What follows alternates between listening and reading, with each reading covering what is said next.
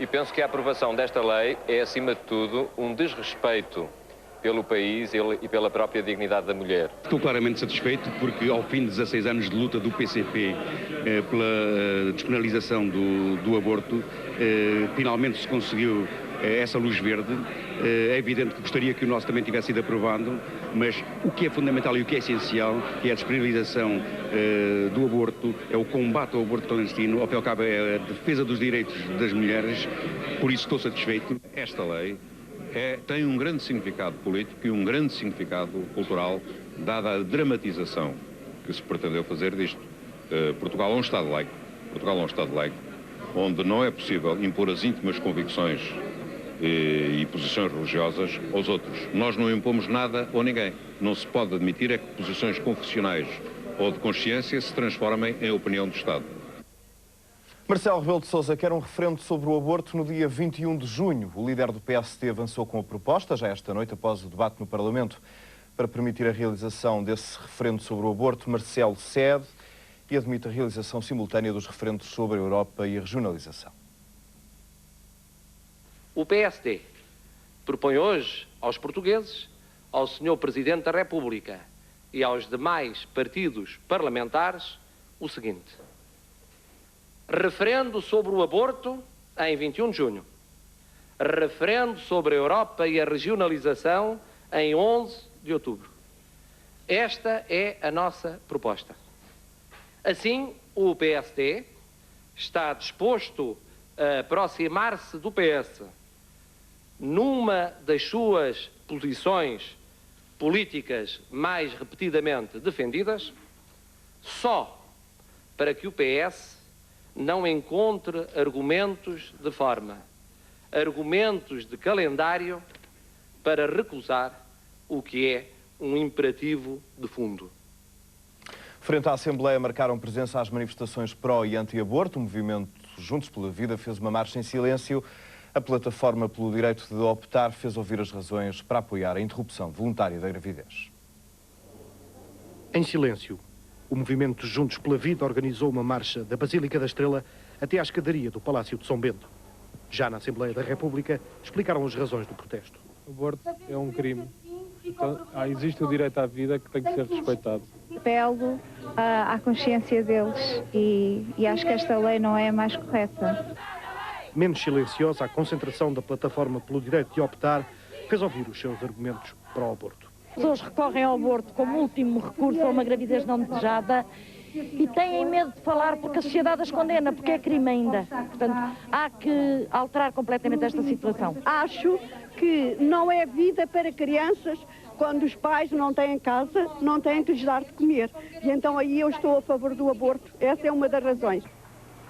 Sem tomar posição, um grupo de jovens social-democratas marcava também presença, mas a exigir a realização do referendo sobre o aborto. O Instituto Nacional de Saúde, Ricardo Jorge, vai reabrir as portas. A Ministra da Saúde já assinou o despacho que autoriza a reabertura de parte do Instituto. Uma reabertura anunciada no fim de uma reunião com os responsáveis do Ricardo Jorge e a comissão que acompanha o saneamento do Instituto. Na reunião, Maria de Belém obteve a garantia de que os trabalhadores não correm qualquer risco de saúde. Os serviços administrativos, a biblioteca e o anfiteatro situam-se nas áreas a reabrir. Os outros serviços serão abertos progressivamente à medida que forem garantidas as condições necessárias. Lembro que o Instituto Ricardo Jorge foi encerrado a 5 de dezembro, depois de uma funcionária ter morrido alegadamente por causa de uma contaminação química, o chamado caso do pó amarelo. A barragem do Enxoé é um dos sonhos mais antigos da população de Serpa e Mértola. Vai tornar-se realidade ainda antes do verão. A garantia foi dada hoje pelo secretário de Estado adjunto da Ministra do Ambiente. Ricardo Magalhães visitou a futura barragem que vai abastecer de água mais de 25 mil pessoas. Em dezembro de 95 começava a construção da barragem do Enxoé, uma ribeira junto a Pias, no distrito de Beja. Decorridos cerca de 2 anos, a obra está praticamente concluída. O investimento de 4,5 milhões de contos vai servir mais de 25 mil habitantes nos concelhos de Serpa e Mértola. De visita às obras, o secretário de Estado do Ambiente, Ricardo Magalhães, mostrou-se satisfeito com o andamento do trabalho. Ainda este ano, quem vive e trabalha em Serpa, e em boa parte, 70%, tanto quanto sei de Mértola, da população de Mértola, vai ter água já este ano, em quantidade em qualidade e em pressão, digamos assim. São as 3 condições. Para além da barragem, o plano de aproveitamento hidráulico da Ribeira do Enxoé inclui ainda uma estação de tratamento de água, uma estação elevatória e 130 km de condutas que levarão a água até aos depósitos. Assim, deverá ficar de uma vez por todas resolvido o problema do abastecimento de água das populações da margem esquerda do Guadiana. Até hoje, e porque esse velho sonho não tinha sido realizado, era através de furos, de captações muito frágeis. Calculo que na margem esquerda do Guadiana, durante muitos e muitos anos, nomeadamente no verão, andavam com o credo na boca. A água da Albufeira do Enxoé deverá chegar às casas antes do verão, em quantidade e com qualidade garantida pela estação de tratamento, uma autêntica fábrica da água. O El Niño continua a fazer das suas. Nos Estados Unidos da América, inundações e tornados têm deixado centenas de pessoas sem casa. E aqui ao lado de Espanha tem sido o país da Europa mais afetado pelo mau tempo. As alterações climatéricas provocadas pelo El Niño, para ver na segunda parte do 24 Horas.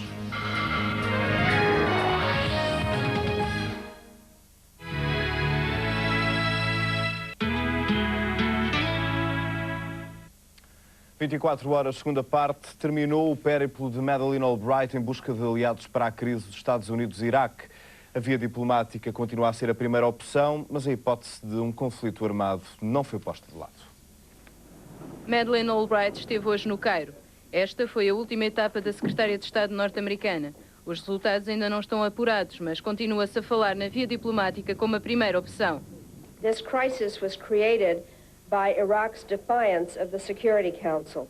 We prefer to resolve it diplomatically, but if diplomacy fails, sole responsibility for the grave consequences that would follow will lie at the feet of the government of Iraq. Para os Estados Unidos, a questão já não se resolve com diplomacia, mas nenhum dos países consultados por Albright ofereceu abertamente a sua ajuda. Yeltsin não gostou da possibilidade de um conflito armado e deu hoje a entender que a resolução da situação pela força poderia dar origem a um conflito mundial. O porta-voz presidencial veio esclarecer as palavras do presidente russo, dizendo que Yeltsin não referia à hipótese de uma retaliação. De uma maneira ou de outra, o certo é que a Rússia mostrou claramente a sua oposição a um ataque ao Iraque. A Duma aprovou o eventual levantamento unilateral do embargo. Por sua vez, o primeiro-ministro britânico Tony Blair chegou hoje aos Estados Unidos para uma visita de 4 dias, onde se irá discutir a crise iraquiana. O porta-voz de Tony Blair revelou esta tarde que, em conversa telefónica com Yeltsin, o primeiro-ministro terá afirmado que a ameaça de uma ação militar contra o Iraque é necessária e real. O El Niño continua a trocar as voltas à meteorologia. Um pouco por todo o mundo sentem-se os efeitos do fenómeno, com mais incidência nos Estados Unidos da América, onde inundações e tornados têm deixado centenas de pessoas sem casa. Na Europa, os espanhóis têm sido os mais afetados. No sul de Espanha, com as chuvas intensas, os rios transbordaram. A água inundou casas e estradas. As autoridades falam em elevados prejuízos nos arredores de Málaga. As inundações atingiram também as zonas de turismo,